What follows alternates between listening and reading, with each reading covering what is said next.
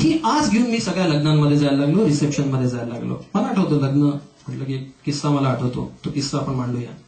आपल्या मराठीमध्ये म्हण आहे, गाढवाला गुळाची चौक आहे. थोडासा त्याचा वापर करूया आज. गाढवाला गुळाची चौक आहे. तर मी वर्ध्याला एका लग्नामध्ये गेलो होतो. माझ्या मित्राच्या बहिणीचं लग्न होतं. तर लग्न वगैरे सगळं सुरळीत पार पडलं, सगळं काही झालं. विहिणीची पंगत बसलेली होती. विहिणीच्या पंगतीमध्ये ते सगळे सोन्या चांदीचे ताटं आणि ते काय फुलं वगैरे सगळे ठेवलेले होते.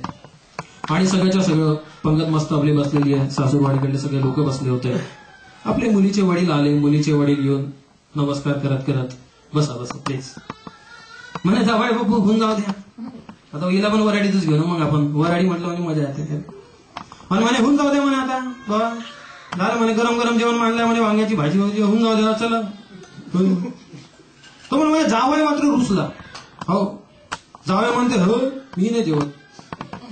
जाव वडिलाचे वडील म्हणाले अरे वा म्हणे तुला काय झालं, बरं जेवण रे मा म्हणे, एवढं तर छान छान म्हणे जेवण मांडलेलं म्हणे, गुलाबजामुन पाहिजे कर म्हणे.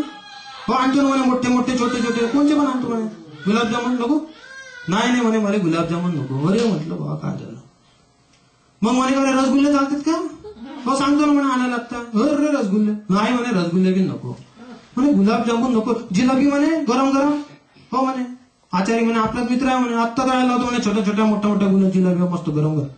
नाही नाही नाही म्हणे मला जिलेबी बी नको. अरे म्हटलं आता काहीतरी बिल नसलं. मग मुलाचे वडील म्हणे का म्हणे जावई बापू मोटर कार आता हुंडा म्हणे गाव म्हणे काय हुंडामध्ये काय कमी जास्त झाल्यात काय म्हणे आमच्या त्याने. नाही म्हणे. मग म्हणे मोटर कार देऊ का म्हणे, लाल 800 देतो ना म्हणे मारुतीची. हो 1 एकर विकून टाकेल अजून काय लागतं ते म्हणे 800. का म्हणे म्हणे मारुती घेऊन का म्हणे मी काय वावरामध्ये जाणार आहे का शेत म्हणे, मारुती घेऊन का म्हणे मी शेतामध्ये जाणार आहे का म्हणे, रस्ता तरी या गाव तिकडे उगीच आपला खर्च करता तुम्ही. मारुती नको. मग म्हणे 50,000ची फटफडी म्हणे. हो फटफडी देतो ना म्हणे घेऊन. Foot foot foot foot foot foot मस्त चालतो म्हणे, मस्त शेतामध्ये जायचं म्हणे रोज. आणि का म्हणे फटफडीवरनं पडलं वगैरे म्हणजे, आणि माझा पाय वाय तुटला म्हणजे कसं होईल तुमच्या मुलीचं काय तरी का म्हणे, जीवावर उठलं की का माझ्या.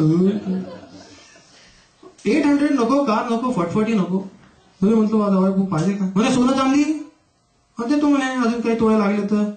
आणि का म्हणे सोन्याचं मी काय करू, सोन्याचं म्हणे मी काय करू म्हणे, तिथं म्हणे तुमची मुलगी घालेल ना, आणि मी का मंगळसूत्र घालणार आहे का म्हणे.